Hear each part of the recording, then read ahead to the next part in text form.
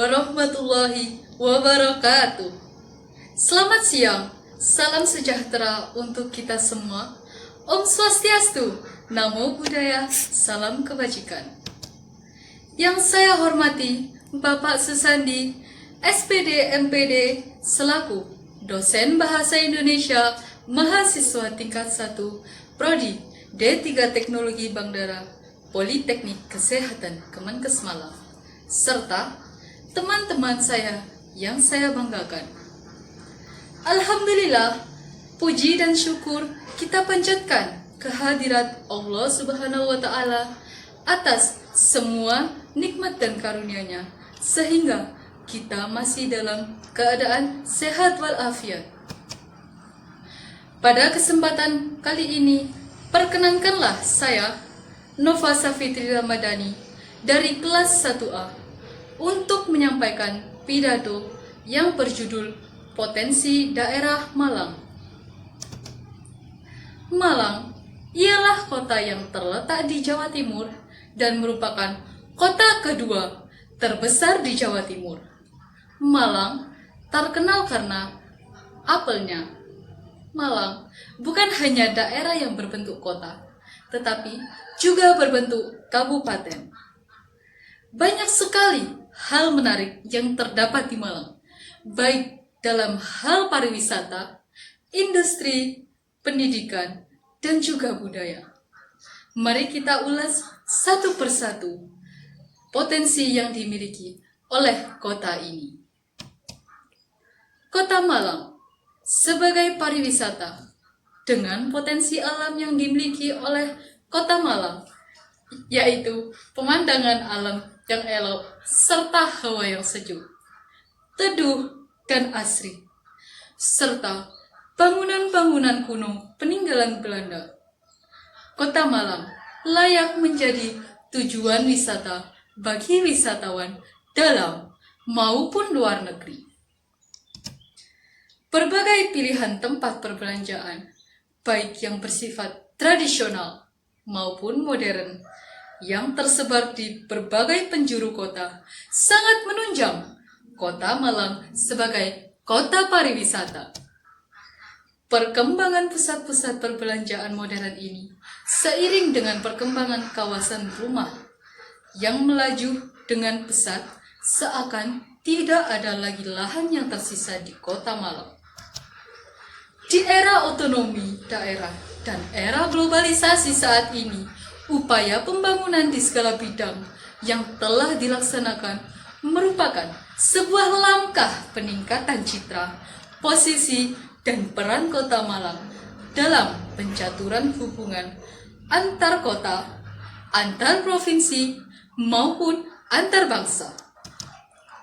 Sekaligus merupakan sebuah peluang dan harapan yang bisa memberikan manfaat bagi masyarakat Kota Malang sendiri. Malang, baik kota maupun kabupatennya, terkenal sebagai satu tujuan wisata di Jawa Timur. Apel Malang sudah melekat sebagai produk pertanian lokal Malang. Lokasi geografis memberi berkah berlimpah bagi ekonomi lokal. Betapa tidak, berada di posisi hamparan selatan Pulau Jawa, Malang dianugerahi kondisi tanah yang cukup tinggi di atas permukaan laut, berada di ketinggian berupa perbukitan dan juga pegunungan. Kondisi ini membawa dampak positif berupa sejuknya suhu udara sepanjang tahun dan suburnya tanah yang baik bagi pertanian. Tidak hanya ini, kesejukan, keindahan, bentang alam, dan lanskap yang sebagian besar berupa pertanian, potensi wisata baik buatan dan alam, seperti air terjun, gunung, dan lembah, adalah beberapa potensi alam di Malang yang menjadi sumber daya ekonomi lokal. Potensi alam yang dimiliki Malang menjadi penghidupan bagi masyarakatnya. Tanah yang subur memberikan berkah bagi berlimpahnya hasil pertanian, sayur mayur, dan buah-buahan. Kebun sayur dan buah-buahan terbentang luas mengikuti kontak tanah yang berbukit dan di lereng-lereng pegunungan. Agrowisata menjadi sisi lain dari pertanian ini. Hal ini menjadi daya tarik wisata di Malang. Salah satu hal utama yang ingin saya rekomendasikan bila Anda berkunjung ke Malang ialah mendatangi kebun apel pada saat musim panen. Kebun yang cukup luas dengan pohon-pohon apel berjajar dan dahan-dahannya digantungi buah-buah apel yang merah ranum memberikan pengalaman yang sangat berharga bagi Anda jika berwisata di Kota Malang. Pegunungan yang ada juga memberikan berkah. Salah satunya Puncak Gunung Banyak. Puncak ini menjadi lokasi untuk terbang para layang. Lembah terhampar di bawahnya menjadi pemandangan yang menarik mata sambil melayang di udara sebelum mendarat di lembahnya.